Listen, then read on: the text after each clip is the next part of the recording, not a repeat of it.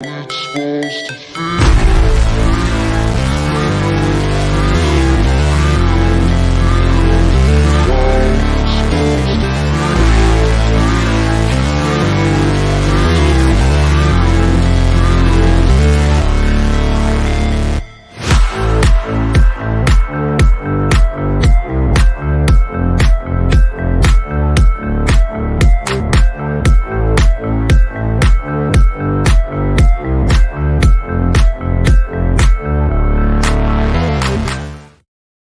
Hello, welcome to another NS9 Postgame Show. I'm Cody Coleman, and wow, these Pirates, man, they're just not the same Pirates as they were a month ago, huh?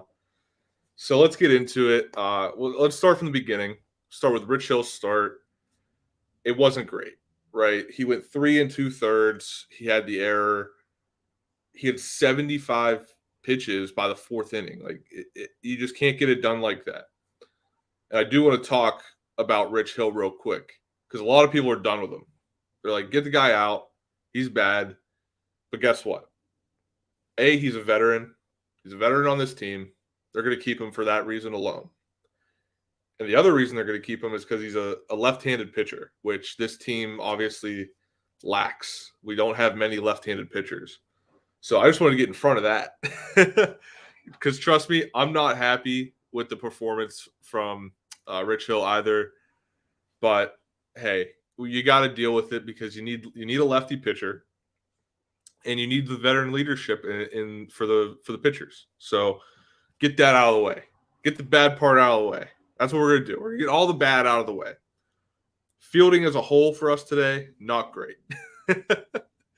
I think the only competent defenders on this roster right now are Carlos Santana and Ke'Bryan Hayes. Santana's been making plays left and right at first. He may miss a couple because they're too far out of reach, but he's going to make the plays. The throw yesterday, I that's not his fault. The throw yesterday was it's a fluke thing, right? Hits off a guy's hand. What are you going to do, right? But other than that, I really think those are our only competent defenders, as Hayes and Santana. But yeah, rough game. So let's get into the batting. Let's start with the two positives. You have Tucupita Marcano. Tuke, my guy Tuke. He gets his first home run of the season. And what I liked about it was that he worked it into a hitter's count. I believe it was a 3-1 count when he hit the home run. Really like that. Nicholas McKee says, oh, sorry. Nicholas McKee says, are we really this bad? I really hope not. But right now with the depth of this team, which I'll get into in a little bit, I just don't think it's possible for us to be as good as we were a month ago. But anyway, going back to Tuke's home run, I was impressed that he was able to get it into a hitter's count, 3-1 count. And I think that's something that all the most of the lineup today did well, was they worked the count. And they've been doing that well all season, I think, for the majority. I think you could point out like 3 or 4 guys that aren't doing that well. But the guys that come to mind that are doing it very well are McCutchen, Sawinski, Santana. Most of the veteran people are doing that. So anyway, Tuke gets his first home run, gets us on the board. Love it, right? And then all the defensive blunders start, whatever. Then the defensive blunders didn't start yet. Kutch comes up. He hits a 2-run shot. Kutch, again, working the count. He had a 3-2 count. I really like that out of him. But yeah, so we have a 3-0 lead, and then the pitching blunders start. And, I mean, what are you gonna do? You got a guy out there. He's 43 years old. He's the oldest player in the MLB right now as an active player. But he's going to be on the roster. Until we find a left-handed arm to replace him consistently, he's going to be a Pirate until the end of the season. So you can't really say much about Hill. He's just not played as well as I think we wanted him to. But yeah, moving on. Defensively, already talked about it. Not great. But I do want to talk about the sixth inning, the comparison between the Pirates bottom of the sixth and the Rockies top of the seventh. So, oh wait, sorry. Let's talk about Dowry Moretta, Money Moretta, real quick. He comes in. Moretta pitched two great innings, had 3 strikeouts.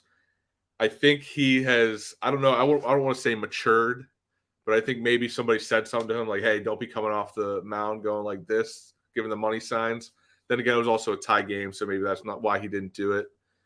But he did do it in the dugout with the guys, so I like that. He still has his confidence. He looked like he was ready to go 2 more innings whenever they pulled him. He was locked in, so that was good to see from Moretta. But then, so that let's start talking about the bottom of the sixth, right? The Pirates get into a bases loaded situation, 1 out. Sawinski comes up, and I believe he struck out. It stinks. He was in a good matchup. If he could have got a hold of a ball, I think we take a commanding lead, 7-3. But moving on, the next batter, you still got bases loaded, 2 outs. You got to poke the ball somewhere, right? Or no, I'm sorry. Sawinski hit the ball to the outfield, I believe. And then we tried to – no, I'm sorry. I'm getting this all wrong. So, yes, Sawinski struck out, I believe.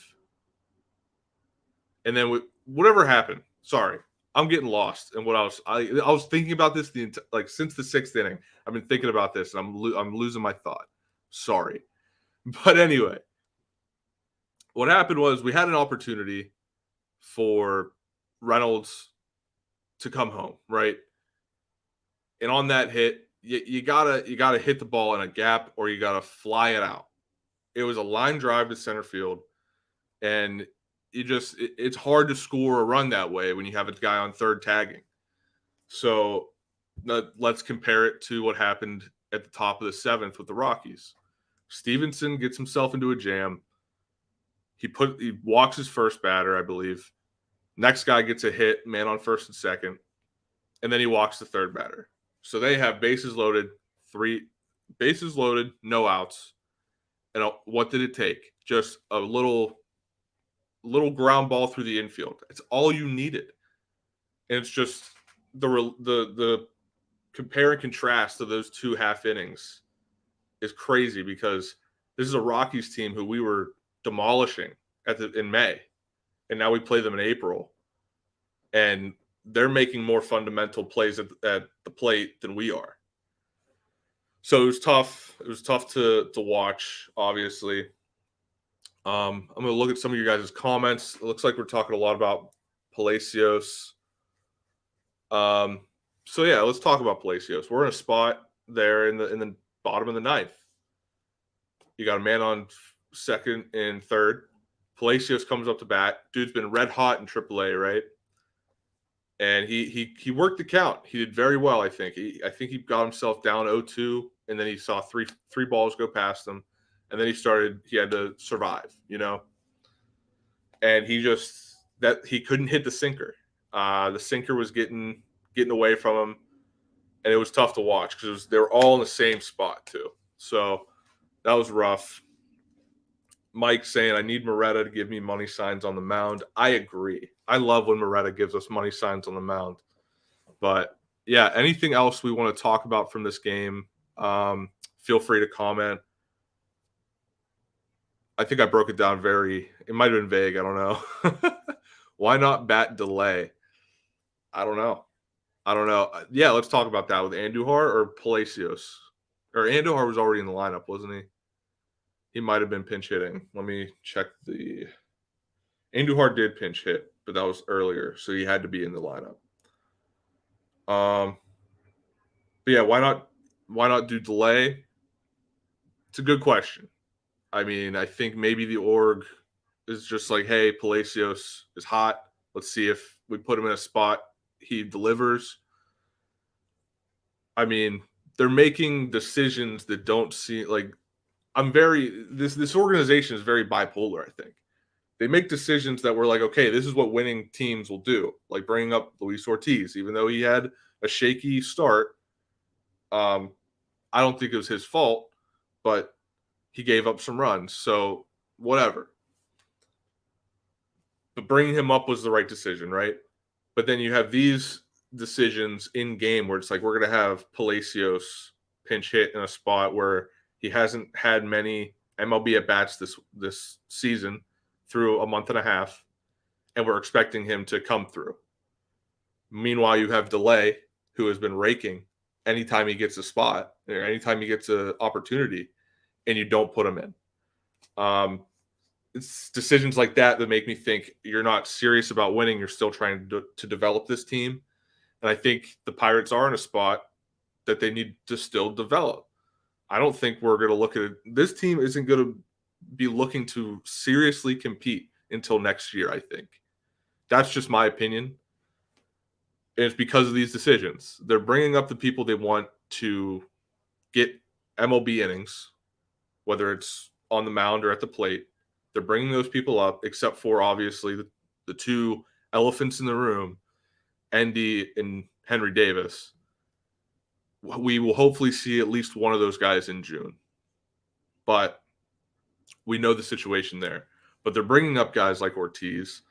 They want to see if Palacios is, if he is what he's showing, or if he's a flash in the pan type of guy.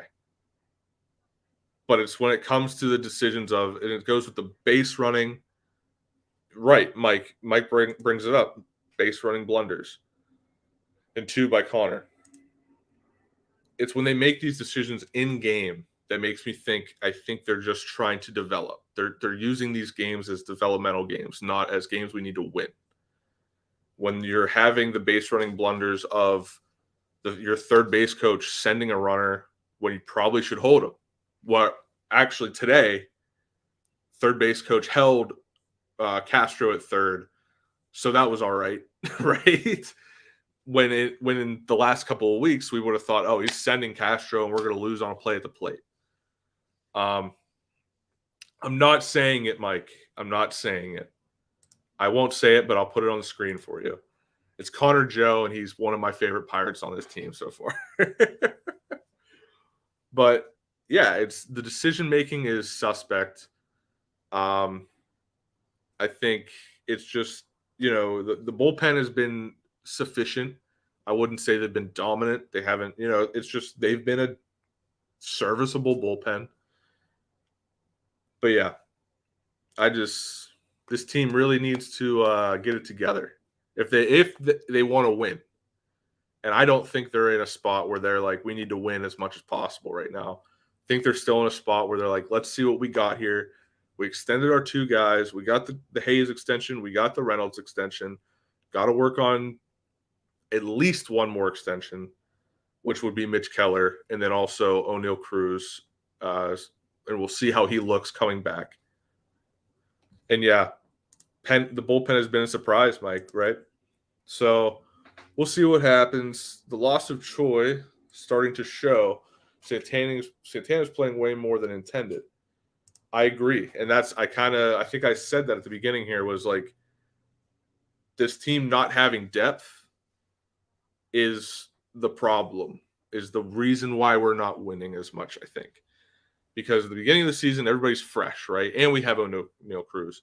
And we have Choi, who he wasn't performing too much. He had a home run or 2, but he was still a guy that could give Santana, like you're saying, a break. And Santana's the guy that's been producing more, obviously, because he's playing. But if you're able to have a healthy mismatch of the 2 in your lineup, it just helps everybody out. But yeah, the fact that we have injuries, even when it comes to the pitching, you have JT Brubaker going out, doesn't even get to start a game this season. Now you have Vinny V, who has an elbow issue, which hopefully is not as serious as it could have been if he continued. I think it's been talked about that he kind of knew, like, if I keep throwing with this, it's going to get worse, so I'll come out now. So that was a good veteran decision by Vinny V to come out in the Rays game. But now we have 2 spots, which Oviedo was serviceable. He was pitching very well against the Cardinals. And now it's kind of, I feel like everybody everybody's coming down to earth now, and it may not be the earth that we like, So this team really is lacking depth. It doesn't help. I think DiNardo and Tyler and most everybody here at NS9 has talked about how you're not going to win games when you're employing players like a Mark Mathias, like an Owings, like an Andujar, guys that are like should be career AAAers pretty much, right? You're not going to win day in, day out with guys like that starting in your lineup. So that's why I think we're still in the developmental phase. I think that's why we'll see more losses than wins this season. And it's showing right now, especially with the lack of depth. So Mike says Vinny V will throw next week. That's good to hear. But yeah, I think I've said everything I need to say. This is the only time I get to get on here and talk to you guys about the Pirates. So I may have said more than was expected. I talked more about the development of the team than the game today, since it was kind of just like a, unfortunate series of events today. But yeah, I think we're going to wrap it up. If nobody has anything else to contribute, I think we're going to get out of here. Today's Wednesday. So tomorrow we will have another post game. There's a game tomorrow, right, guys? Let me look at the schedule. Yep, we go to Baltimore tomorrow. That'll be a test. I think the AL East has just been a test for everybody, and especially us. We didn't play well against the Rays, didn't play well against the Blue Jays. Now we got to play Baltimore, who I feel like is just one step ahead of us in the rebuild process. So that'll be a good test for us, I think. So tomorrow we got Baltimore. Mike, might as well open a box of 90 Upper Deck. I got yelled at the other day for looking at some cards at Barnes & Noble. My girlfriend was telling me, hey, you have enough at home. I'm like, you're right. You're right. She's always right. So anyway, got Baltimore tomorrow. Have a post game for that. Not sure who's going to be on it, but it'll be great nonetheless. Then we got Jim most likely doing OOTP, Out of the Park Baseball stream after the game, after post game, for the late night gaming stream. And yeah, next week, Tuesday, I'll be streaming MLB The Show during the daytime around 3 o'clock. And then hopefully we will have vlog episode 3 next week as well. So that's all I got for you guys today. I appreciate you all. Make sure you like, subscribe, share everything. We're putting out more and more videos, whether it's clips from the podcast or just the Yinzer breakdowns, which we got to get back to. I was told we got to get back to. It is an off day tomorrow. Thank you. The way they have it set up, I wasn't looking at the calendar. I was looking at the next game on the thing. I do see that now, that tomorrow's an off day. So tomorrow, forget what I said about a post game. No post game tomorrow. We're going to do OTP at night. Jim will have that covered. And then Friday we come back and we play Baltimore. So I'm looking forward to it. I hope you guys are too. And here is Jim's stupid face. Hey, you all. Thank you for watching. I know we try to provide the most entertaining content that we can, and we'd love to spread it to as many people as possible. So I know it doesn't seem like a lot, but if you could take the 5 seconds to like this video and subscribe to the page, it helps out so much more than you know. Thank you, and let's go Bucks.